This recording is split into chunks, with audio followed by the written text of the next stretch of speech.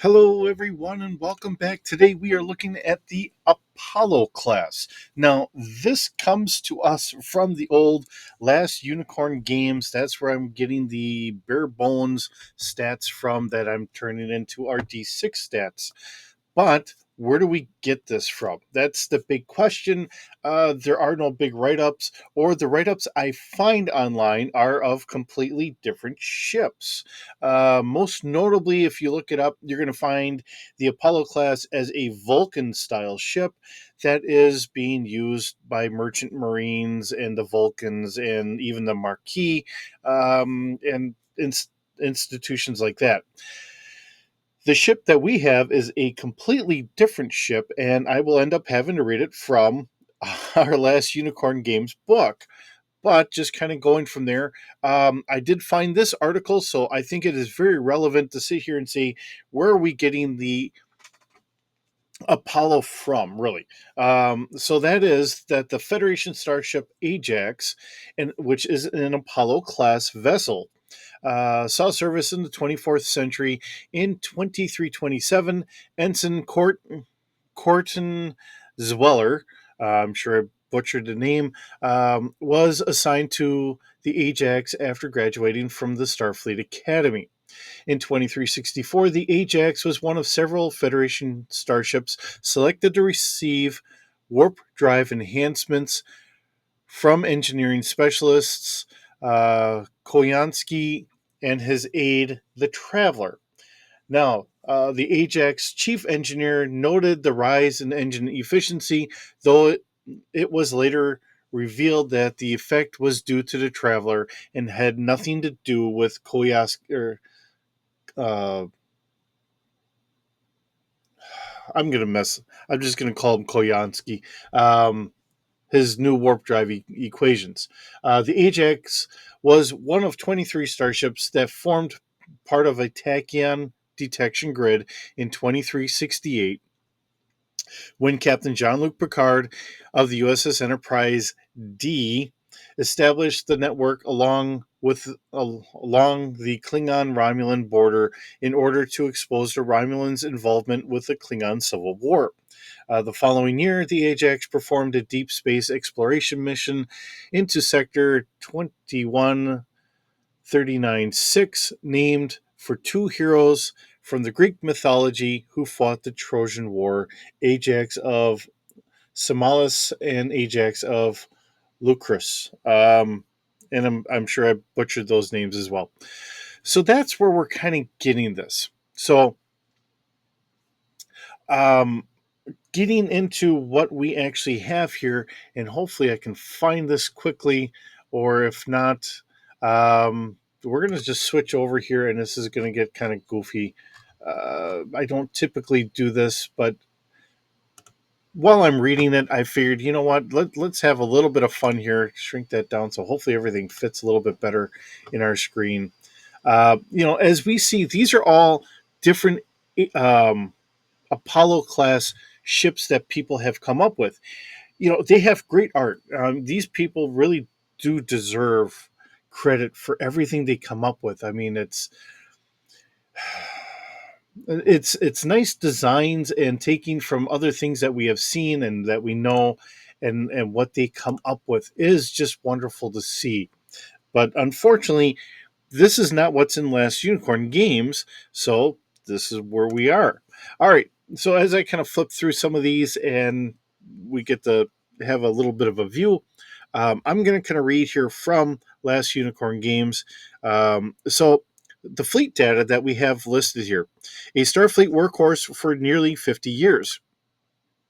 The Apollo class of light cruisers had one of the most distinguished service careers in the fleet.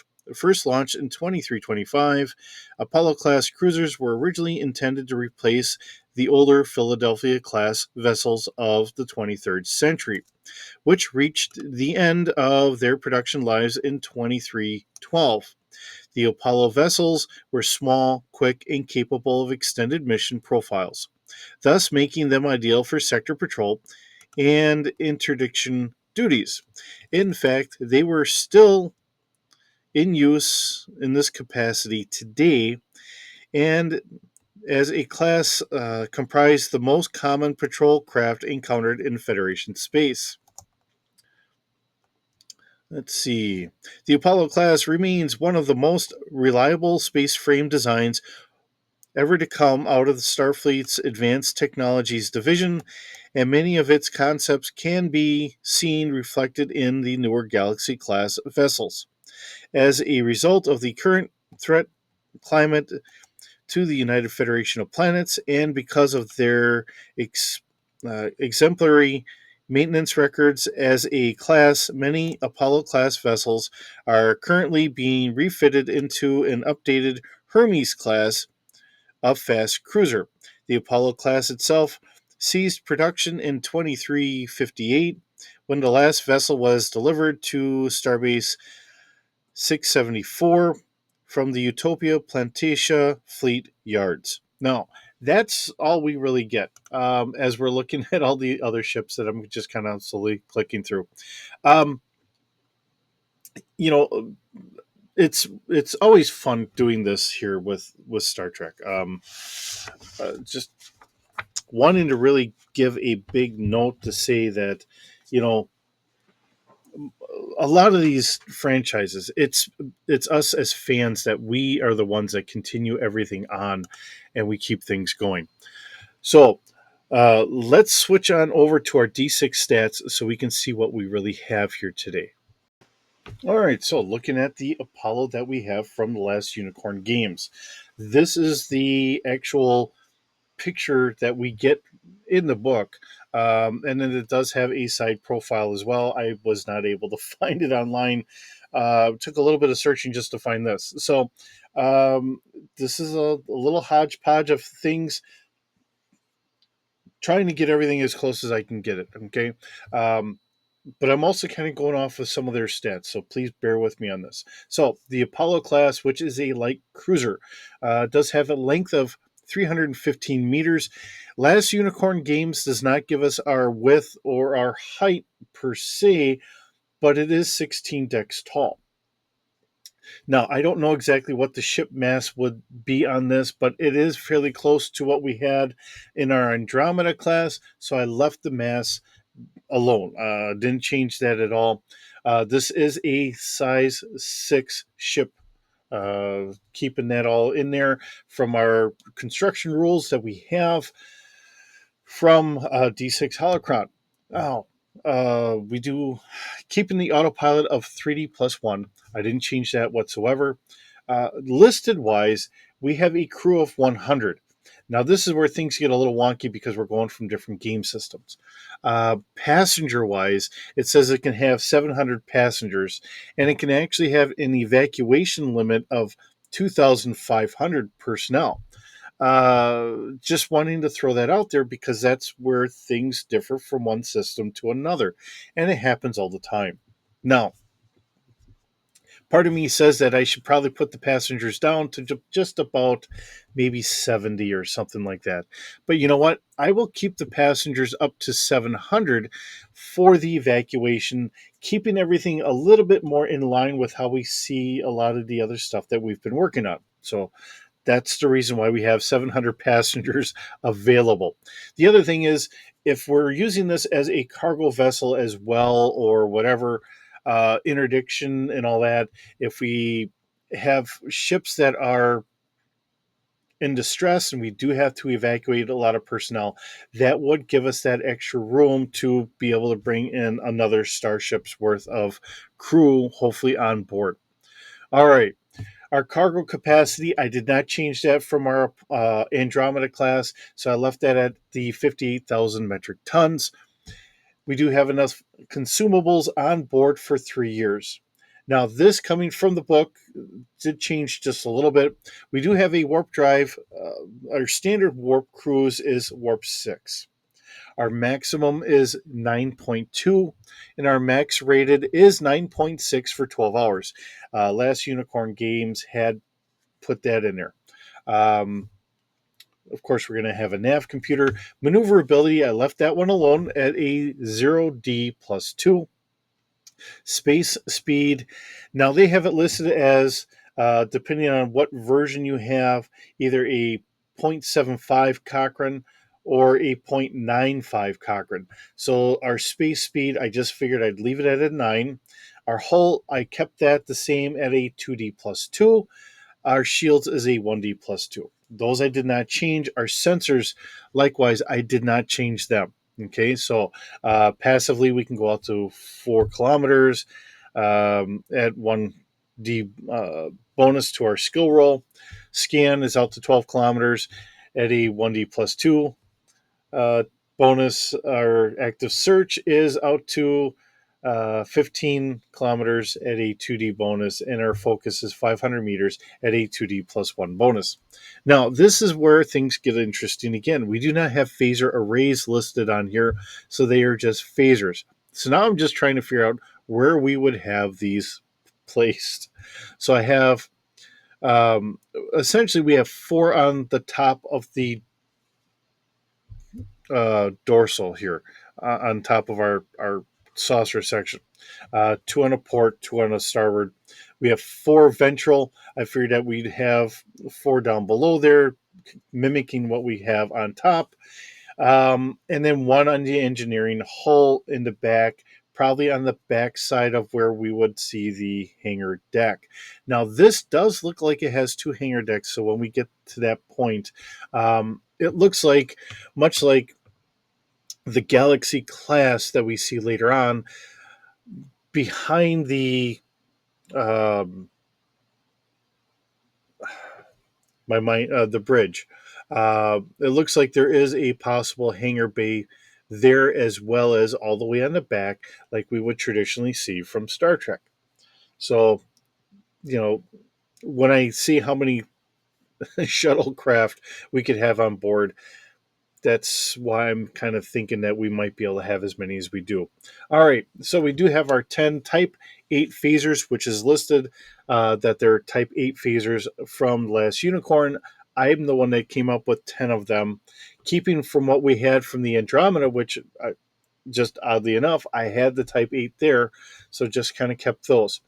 So same fire rate, same damage, figuring that that's just going to be a standard weapon system being used at this point.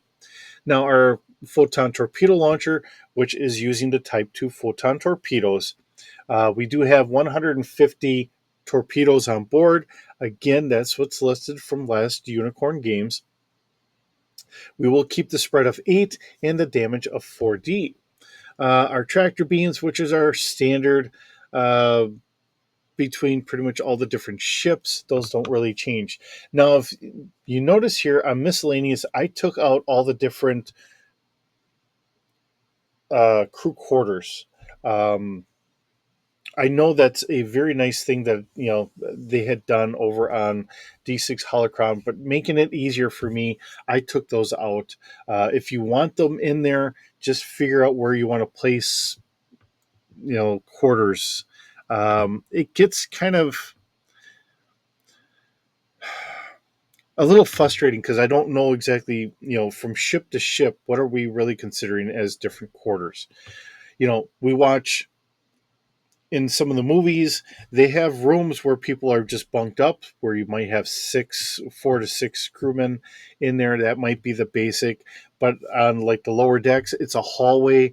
Is that your basic? It is fun in a lot of regards, but when I'm trying to figure this out myself, I find it a little daunting to try and say, what are we really looking at here? So I figured, just keeping it down to the basic, we'll just kind of knock that out of there. All right. We do have our 16 decks. We have 14 escape pods. That's still a holdover from the Andromeda. I think it works here. Although if we're up to 700, I think I'm going to have to increase that.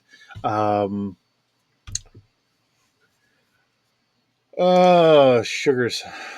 So that means that we're probably going to need, let's see. Let's go over to our,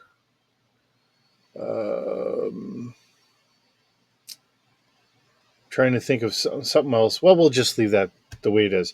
You change it for what you need it to be. I know Starfleet goes a little overboard I want to almost just put a 0 behind there, but it does have a capacity for 4 personnel per cargo pod. Just not doing numbers very well here this morning, and I will admit my math has always been horrible. So, uh, 5 by 4. Okay. So we roughly need at least 175. So we're going to need about, we're going to put 180 escape pods here. All right, so that gets that all done. So I know I've got that. All right, transporters. Now we do have listed in Last Unicorn that there were 4 personnel transporters. Doesn't say how many people, but oddly enough, whenever we watch Star Trek, it's usually like a 6-man transporter. I don't know why we've gone down to 4, but we have in quite a few ships. So we'll have 4 6-person transporters, 3 emergency transporters for 18 personnel, and 3 cargo transporters for 400 kilograms worth of cargo. And last but not least, now I have the 10 shuttlecraft on here. That's because we have the 2 different shuttle bays, and we also have 3 shuttle pods for trying to do work on the ship or what have us. And then we have our 40 probes, keeping that as just a simple standard. Now, hopefully, I think we have everything fairly well covered, just kind of going down the line. And, I've said this many times.